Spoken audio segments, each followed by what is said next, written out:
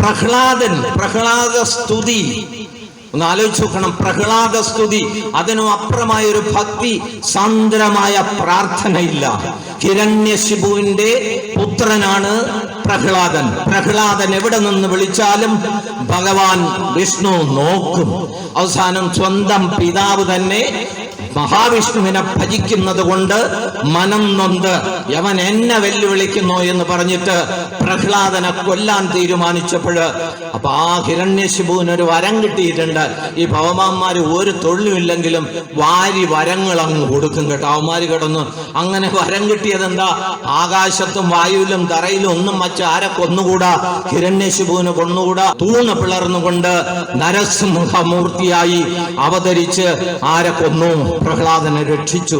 അതാണ് ധർമ്മ സംസ്ഥാപനാർത്ഥായ എന്ന് പറയുന്നത്. ഒരൊറ്റ വരി നിങ്ങൾ അതിൽ നിന്ന് മനസ്സിലാക്കിയാൽ മതി. യഥാർത്ഥന ഭക്തനെ സംരക്ഷിക്കാൻ ആര് വരും? ഭഗവാൻ വരും. ഇതാണ് നമ്മൾ മനസ്സിലാക്കുന്നത്. അതിന് നമ്മൾ എന്ത് ചെയ്യണം? ത്രിസന്ധ്യ സമയത്ത് വിളക്ക് കത്തിച്ച് പ്രാർത്ഥിക്കണം. ഇതാണ് ഏറ്റവും. വിളക്ക് കത്തിച്ച് പ്രാർത്ഥിക്കണം, രാമായണം വായിക്കണം, ഭാഗവതം വായിക്കണം. എത്ര വീട്ടിലാ കയറുന്ന മുറിയിൽ രാമായണമുള്ള? പണ്ട് കയറുമ്പോൾ ഒരു ചെറിയ സ്റ്റൂളില്, കട്ടിലൊക്കെ ചെറുതായിരിക്കും, തറയിൽ പനയോളപ്പായിലാണ് ആയിരിക്കും കിടന്നിട്ടുള്ളത്. കയറുന്ന മുറിയിൽ ഒരു ചെറിയ സ്റ്റൂളിൽ ഭാഗവതവും രാമായണവും ഭഗവത്ഗീതയോ സന്ധ്യാനാമങ്ങളോ ഒക്കെ കാണും. ഇപ്പം ഭിത്തി നിറച്ച് LED TV ഇല്ലെങ്കിൽ കാണൂല. അപ്പുറത്തെ ആണുങ്ങളുള്ള വീട്ടിൽ LED. ഇവിടെ കിടക്കുന്ന ഒരു മാക്കോതയെ കൊണ്ട് ഇത് മേടിക്കാൻ പറ്റൂല. നിങ്ങളാ ആണ് എന്ന് പറയുമ്പം പോയി മേടിച്ചോണ്ടുപോയി, ലോൺ എടുത്തായാലും മേടിച്ചോണ്ട് വരും, കൊണ്ടുവന്ന് വയ്ക്കും. അതിൽ കാണും. നാമം ചെല്ലക്കമില്ല, ഒന്നുമില്ല. നാമം ചെല്ലണ സമയം കഴിയുമ്പോൾ ഒരു സാധനം വരും, പരസ്പരം വരും, കാണും, കിടക്കും, നോവും. പിന്നെ ഒന്നും കഴിച്ചൊന്നുമില്ലടി, ഞാൻ പെണ്ണിന്റെ വിഷമം കണ്ടങ്ങ് കിടന്ന്. മനോരോഗികളായി പോകുന്ന ഈ അവസ്ഥയ്ക്ക് മാറാനാണ് ക്ഷേത്രങ്ങൾ ഉണ്ടാക്കിയത്, നാമം ചെല്ലാൻ പറഞ്ഞത്. ക്ഷേത്രങ്ങളിൽ പോണല്ലോ, ഉത്സവം നടന്നല്ലോ, ഉത്സവങ്ങൾ കഴിഞ്ഞല്ലോ. ക്ഷേത്രം എന്ന വാക്കിനർത്ഥം എന്താ? പറ. ക്ഷേത്രം എന്ന വാക്കിന് ക്ഷതമില്ലാത്ത ഊർജം കുടികൊള്ളുന്ന സ്ഥലമാണ് ക്ഷേത്രം. ഒരിക്കലും നശിക്കില്ല അവിടെ. ആ ക്ഷേത്രം ഒരിക്കലും നശിക്കാത്ത ഊർജമാണ്. ആ വിഗ്രഹം എന്ന വാക്കിനർത്ഥം വിശേഷമായി ഗ്രഹിക്കേണ്ടതേതോ അതാണ് വിഗ്രഹം. ആ വിഗ്രഹം ഇരിക്കുന്ന സ്ഥലവും ആ ചുറ്റുവട്ടവും ആത്യന്തികമായി നോക്കിയാൽ അത് മനുഷ്യൻ തന്നെയാണ്. ആ നെഞ്ചിനകത്ത്, നെഞ്ചിന്റെ സ്ഥാനത്താണ് വിഗ്രഹത്തിനെ പ്രാണപ്രതിഷ്ഠ ചെയ്യുക, വിഗ്രഹത്തിനെ പ്രതിഷ്ഠിച്ചു വയ്ക്കുക, ഷഠാധാര പ്രതിഷ്ഠ നടത്തുക. പറഞ്ഞ ഒരുപാടുണ്ട്, പെട്ടെന്ന് പറഞ്ഞ് തീർക്കുകയാണ്. ആ ക്ഷേത്രത്തിൽ പ്രവേശിക്കുന്നതിന് വേണ്ടി താണ്ടി കൈ കൊടുക്കാതിരുന്ന ഒരു കുഴപ്പവും ഇല്ലല്ലേ. അതുകൊണ്ട് ആ ക്ഷേത്രത്തിൽ പ്രവേശിക്കുന്നതിന് മുമ്പ് ആചാരവിധിയുണ്ട്. എന്താണ് ആചാരവിധി? ക്ഷേത്രത്തിന് ചുറ്റുവട്ടും ഒരു മതിൽക്കെട്ടുണ്ടായിരിക്കും. ആ മതിൽ താവൂക്കെട്ട് കെട്ടിയാലും ചുടുകെട്ടയിട്ട് കെട്ടിയാലും വെറുതെ കെട്ടിയിരിക്കുന്നതല്ല. പിന്നെ എന്താ അത് അവിടെ കുടികൊള്ളുന്ന ദേവന്റെ ദേവിയുടെ കൈകളാണ്. ആ മതിൽക്കെട്ടിനകത്ത് കയറുക എന്ന് പറഞ്ഞാൽ ആരുടെ കരവലയത്തിൽ പ്രവേശിക്കുന്നു? ഈശ്വരന്റെ, ദേവിയുടെ, ഭഗവാന്റെ, ദേവിയുടെ കരവലയത്തിൽ പ്രവേശിക്കുന്നു. കരവലയത്തിൽ പ്രവേശിക്കുമ്പോൾ വർക്കല അമ്പലത്തിൽ പോയിട്ടുണ്ടല്ലോ, അവിടെ ഇരിക്കുന്ന ഒരു ബഹുഭൂരിപക്ഷവും. അങ്ങോട്ട് കയറുമ്പോൾ ഹനുമാൻ സ്വാമി ഇങ്ങനെ തൊഴുതോണ്ട് നിൽപ്പുണ്ട്. അവിടെ ഒരു പടിക്കെട്ടുണ്ട്, ഞാൻ മിക്കപ്പോഴും കാണുന്നതാണ്. ആ പടി എന്തെന്നറിയാമോ? കല്ല്, പാറക്കല്ലല്ല. അവിടെ കുടികൊള്ളുന്ന ജനാർദ്ദന സ്വാമിയുടെ പാദമാണ്. അതിനെ തൊഴുത് പാദവന്ദനം ചെയ്ത് അകത്ത് കയറണം. പക്ഷേ ഒന്ന് ബഹുഭൂരിപക്ഷം പേരും ചവിട്ടി മെതിച്ച് കണ്ടോ ജനാർദ്ദന എന്ന് ചവിട്ടിയിട്ടാണ് അകത്തോട്ട് പോണേ. പൊക്കത്തിന് ലെവല് കിട്ടിയില്ലെങ്കിലും അവിടെ നിന്നോണ്ടാണ് ചവിട്ടനെ. പാദവന്ദനം ചെയ്യുക എന്ന് പറയുന്നത് സംസ്കാരമാണ്. അച്ഛനെ പാല് തൊട്ട് വന്ദിക്കുക, അമ്മയെ തൊട്ട് വന്ദിക്കുക, അക്ഷരം പഠിപ്പിച്ചവരെ തൊട്ട് വന്ദിക്കുക, അയൽവക്കത്ത് ഉള്ള ആളുകൾ നമുക്ക് പട്ടിണിക്ക് ചോറ് തന്നപ്പം അവരെ തൊട്ട് വന്ദിക്കുക, നമുക്കൊരു ജീവിതത്തിന് സഹായിച്ചവരെ തൊട്ട് വന്ദിക്കുക, മുതിർന്നവരെ തൊട്ട് വന്ദിക്കുക. ഇതൊക്കെ പാദവന്ദനം. അതാണ് ഭഗവാന്റെ സവിധത്തിലേക്ക് കയറുമ്പോൾ പാദവന്ദനം ചെയ്യുക. ആ മതിൽക്കെട്ടെന്ന് പറയുന്ന കരവലയം, അതിനകത്ത് കയറുന്നതിനൊരു യോഗ്യതയുണ്ട്. അഭിഗമനം എന്ന വാക്കിനർത്ഥം വസ്ത്രവും ശരീരവും ശുദ്ധമായിരിക്കണം. വസ്ത്രവും. എൻ്റെ ബർത്ത്ഡേക്ക് ഹസ്ബൻഡ് 4000 രൂപയുടെ ഒരു സാരി എനിക്ക് മേടിച്ചു തന്നു. അത് ഞാൻ ജനാർദ്ദന സ്വാമിയുടെ ഉത്സവത്തിന് കൊടുക്കാമെന്ന് വിചാരിച്ചു. ശരി, അതിൻ്റെ ഒന്നും ആവശ്യമില്ല. അലങ്കാരവും അഹങ്കാരവും അഹംഭാവവും ഭക്തിയുടെ ലക്ഷണമല്ല.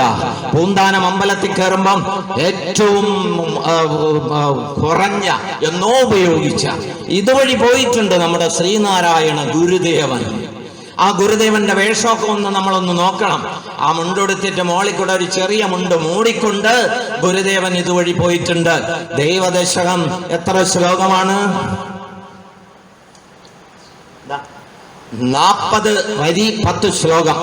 ആ 40 വരിയിൽ നീയല്ലോ സൃഷ്ടിയും സൃഷ്ടാവായതും സൃഷ്ടിക്കുള്ള ജാലവും മായയും മായാവിയും മായാവിനോദനം.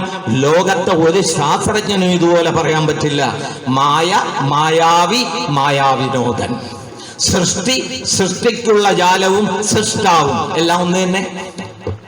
ആലോചിച്ചു നോക്കൂ, എല്ലാം ഒന്ന് തന്നെ. ആരാ? ഈശ്വരൻ, ദൈവം.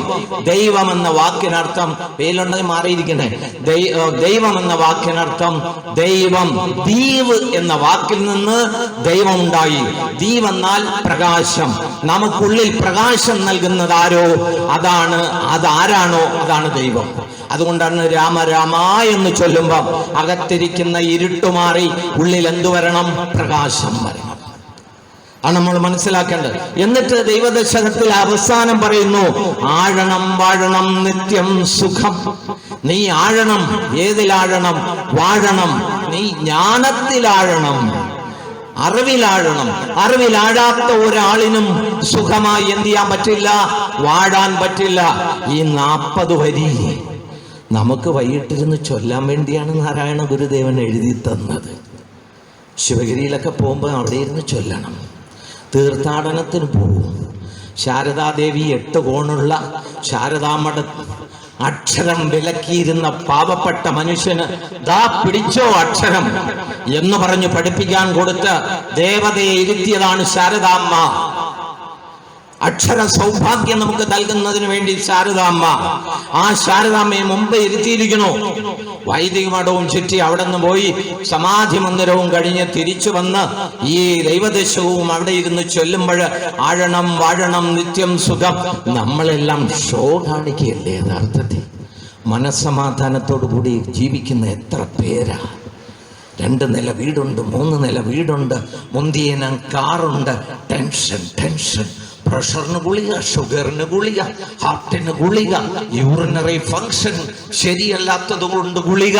ഇതെല്ലാം നമ്മൾ ഉണ്ടാക്കി വെക്കുന്നതാണ്. കാരണം എന്താ? അകത്താഹാരം കൊടുത്തിട്ടില്ല. ഇതിനു മാത്രമേ ആഹാരം കൊടുത്തിട്ടുള്ളൂ. അതുകൊണ്ട് അത് ഇങ്ങോട്ട് ഇംബാലൻസ് ആകുമോ അതനുസരിച്ച് മനസ്സിന്റെ താളം തെറ്റും. തെറ്റാതിരിക്കുന്നതിനാണ് ഗുരുദേവൻ പറഞ്ഞത് ഇങ്ങനെ. തീർത്ഥാടനത്തിന് പോവും, ചെല്ലും, 4 ലോഡ് കരിമ്പ് മേടിക്കും, 3 ലോഡ് പൊരി മേടിക്കും. അത് കഴിഞ്ഞ് എല്ലാം കൂടെ തിന്നും വീട്ടിൽ വരും. ഏത് തീർത്ഥാടനം, എന്ത് ഗുരുദേവൻ, ഏത് ശാരദാദേവി, എന്ത് വൈദിക മഠം? തൊട്ടടുത്തിരിക്കല്ലേ. ഇതിനും അപ്പുറമായ ജ്ഞാനം തരുന്ന എവിടെയുണ്ട് നമുക്ക്? ആ ജ്ഞാനം അത് നേടാൻ വേണ്ടിയാണ് പാദവന്ദനം ചെയ്ത് ഏത് ക്ഷേത്രത്തിനകത്ത് കയറുമ്പോഴും പിന്നെ ജപിക്കേണ്ടത് മൂലമന്ത്രമാണ്. ഞാൻ പെട്ടെന്ന് അതങ്ങ് പറയുകയാണ്. മൂലമന്ത്രമാണ്. ഏത് ക്ഷേത്രത്തിനും ഒരു മൂലമന്ത്രമുണ്ട്. പാദവന്ദനം ചെയ്ത് അകത്ത് കയറുമ്പോൾ സ്ത്രീകൾക്ക് വസ്ത്രം, അതുപോലെ പുരുഷന്മാർക്ക് ഉടുപ്പൂരിയിട്ട് ചിലടത്ത് എഴുതി വെച്ചിരിക്കുന്നില്ലെങ്കിലും നമ്മൾ ഉടുപ്പൂരണം. എന്തിനെന്ന് ചോദിച്ചാൽ സ്ത്രീകളുടെ നെറ്റിയിലാണ് ഈശ്വര ചൈതന്യം, പുരുഷന്റെ നെഞ്ചിലാണ് ഈശ്വര ചൈതന്യം. മറന്നുപോകരുത്. അതുകൊണ്ട് പുരുഷനത് ഉടുപ്പൂരണം, നെഞ്ചിലേക്ക് ഈശ്വര ചൈതന്യം വരും. ഇതിപ്പം ചിലർ ഉടുപ്പൂരണം നിർബന്ധം ഉണ്ടെങ്കിൽ ഒരു കയ്യിൽ അത് ഊരി റോബോസ്റ്റോ കൊല കെട്ടുന്നത് പോലെ ഒരു കെട്ടും കെട്ടിയിട്ട് മൊത്തം ഉരിയാൻ നാണക്കേടല്ലേ? കഷ്ടം എന്നേ പറയാൻ പറ്റൂ. റോബോസ്റ്റോ കൊല ഇങ്ങനെ തുമ്പോലാർച്ചയിലൊക്കെ ആരോമലുണ്ണി വരും പോലെ ഒരു കെട്ടൊക്കെ കെട്ടിയിട്ടാണ് അകത്ത് കയറണം. മൊത്തം ഉരിയാലെന്താ? ആ നെഞ്ചില് ഭഗവാന്റെ രശ്മി വരാനാണ് അകത്ത് കയറുമ്പോൾ. അങ്ങനെ തൊഴുതു മൂലമന്ത്രം. ഗണപതി ഭഗവാന്റെ കോവിലിൽ കയറുമ്പോൾ ഗണപതിയുടെ മൂലമന്ത്രം ഏതാ? എഴുന്നോർക്ക് എഴുതാം. പൂമച്ച് കളിച്ചുകൊണ്ടിരുന്ന ഇത് മുഴുവൻ ചോദിക്കും ഇയാളടുത്ത്. ഗണപതിയുടെ മൂലമന്ത്രം ഏതാ? ഓം ഓം ഗം ഗണപതയേ നമഃ. ഓം ഗം ഗണപതയേ നമഃ. ഓം ഗം ഗണപതയേ നമഃ. ഇതൊക്കെ പഠിപ്പിക്കാനാണ് ഇതുപോലുള്ള സത്സംഗങ്ങൾ ഉണ്ടാക്കുന്നത്. ഓം ഗം ഗണപതയേ നമഃ. ഏത് കർമ്മം ചെയ്യുമ്പോഴും, വണ്ടി കയറിയാൽ, എഴുത്തിന്, ചിത്രം വരയ്ക്കാൻ, ഡാൻസിന്, എന്ത് തുടങ്ങുമ്പോഴും ഗണപതിയെ സ്മരിച്ചുകൊണ്ടല്ലേ തുടങ്ങുന്നത്. അങ്ങനെ ഗണപതിയുടെ ക്ഷേത്രത്തിൽ കയറുമ്പോൾ മൂലമന്ത്രം ഓം ഗം ഗണപതയേ നമഃ. പ്രദക്ഷിണം എന്നാൽ ചുറ്റുക എന്നാണ് വാക്കിന്റെ അർത്ഥം. എന്നാൽ പ്ര എന്നാൽ ഉത്കണ്ഠ, ദ എന്നാൽ ഒഴിവാക്കുക, ക്ഷി എന്നാൽ രോഗം, നം എന്നാൽ ഐശ്വര്യം. പ്ര ഉത്കണ്ഠ, ദാ ഒഴിവാക്കുക, ക്ഷീ രോഗം, നം ഐശ്വര്യം. ഉത്കണ്ഠയും രോഗവും ഒഴിവാക്കി നമുക്ക് ശാന്തി തരുന്നതിനാണ് മൂലമന്ത്രം ജപിച്ചുകൊണ്ട് നമ്മൾ എന്ത് ചെയ്യുന്നത്? പ്രദക്ഷിണം ചെയ്യും. മൂലമന്ത്രം ജപിച്ചുകൊണ്ട് പ്രദക്ഷിണം ചെയ്യുമ്പോൾ ഒരു പാദം മറ്റേ പാദത്തിന്റെ മുമ്പിൽ വെച്ച് സാവധാനം. ആട്ടോക്കാരൻ അവിടെ നിന്ന് കളിക്കരുതെന്ന് പറഞ്ഞുകൊണ്ട് ജനാർദ്ദന സ്വാമി ഞാൻ പോവേണ, മഹാ മോട പിടിച്ച ആട്ടോക്കാരനാണ്, പ്രദക്ഷിണമൊക്കെ മറ്റന്നാ വരുമ്പം ചെയ്യാം, ഞാൻ ഇപ്പൊ പോവുകയാണ്, ചന്ദനോട്ടു സ്ഥലം വിട്ടു, അങ്ങനെയുള്ളിടത്ത് പോണ്ട, ആരും വിളിച്ചില്ലല്ലോ. പ്രദക്ഷിണം എന്നാൽ ഉത്കണ്ഠയും രോഗവും ഒഴിവാക്കി പദാനുപദമായി ആ വിഗ്രഹത്തിന് പ്രദക്ഷിണം ചെയ്തു വരുന്നു.